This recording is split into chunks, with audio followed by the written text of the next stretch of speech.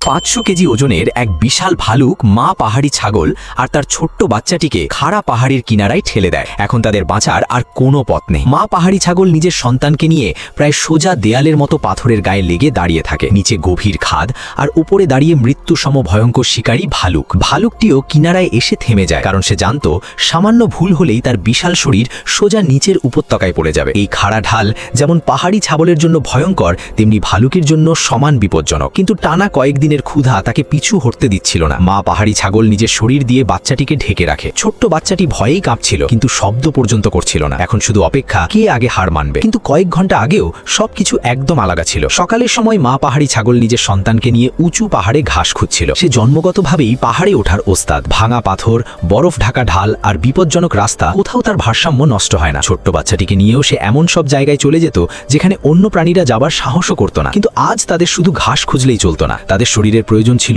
লবণ। এই খনিজ তাদের স্নায়ু, মেশি আর পুরো শরীর সুস্থ রাখার জন্য অত্যন্ত জরুরি। আর সেই কারণেই তাদের পাহাড় ছেড়ে নিচের নদীর উপত্যকায় নামতে হয়েছিল। গ্রীষ্মের কারণে তাপমাত্রা অনেক বেড়ে গিয়েছিল। গত বছরের ভারী তুষারপাত গলতে শুরু করেছে, ফলে নদীগুলো আগের চেয়ে আরো ভয়ঙ্কর হয়ে উঠেছে। মা পাহাড়ি ছাগল আগেও এই পথ পার হয়েছে, কিন্তু এবার পানির স্রোত অনেক বেশি ছিল। ছোট্ট বাচ্চাটি মায়ের গায়ে লেগে বরফের মতো ঠান্ডা পানিতে নেমে পড়ে। পানি তার পা পেরিয়ে পিঠ পর্যন্ত উঠে যায়। তীব্র স্রোত বারবার তার ছোট্ট শরীরকে কাঁপিয়ে দিচ্ছিল, তবুও সে মায়ের পেছনে চলতে থাকে। প্রতিটি পদক্ষেপ তার জন্য যেন এক একটি যুদ্ধ। অবশেষে কঠিন লড়াইয়ের পর তারা নদী পার হতে সক্ষম হয়। ভেজা শরীর নিয়ে তারা অপর পারে পৌঁছায়। ছোট্ট বাচ্চাটি শরীর ঝাঁকিয়ে পানি ঝরিয়ে আবার মায়ের পেছনে হাঁটতে শুরু করে। কিন্তু তাদের যাত্রা এখনো শেষ হয়নি। লবণ নদীর ধারে ছিল না, তাদের উঠতে হয়েছিল এক খাড়া পাহাড়ে, যেখানে সাদা পাথরের মধ্যে প্রয়োজনীয় খনিজ জমেছিল। মা পাহাড়ি ছাগল ধীরে ধীরে উপরে উঠতে থাকে আর বাচ্চাটি তার পেছন পেছন চলে। অবশেষে তারা সেই জায়গায় পৌঁছে যায়। ছোট্ট বাচ্চাটি জীবনে প্রথমবার লবণের স্বাদ নিতে যাচ্ছিল। ঠিক তখনই ওপরে পাহাড়ের চূড়ায় দাঁড়িয়ে থাকা এক বিশাল ছায়া তাদের দিকে তাকায়। সেটি ছিল সেই ভয়ঙ্কর ভালুক। মাত্র কয়েক সেকেন্ডের মধ্যেই ভালুকটি নিচে নেমে এসে তাদের পথ আটকে দেয়। এখন মা পাহাড়ি ছাগল আর তার সন্তান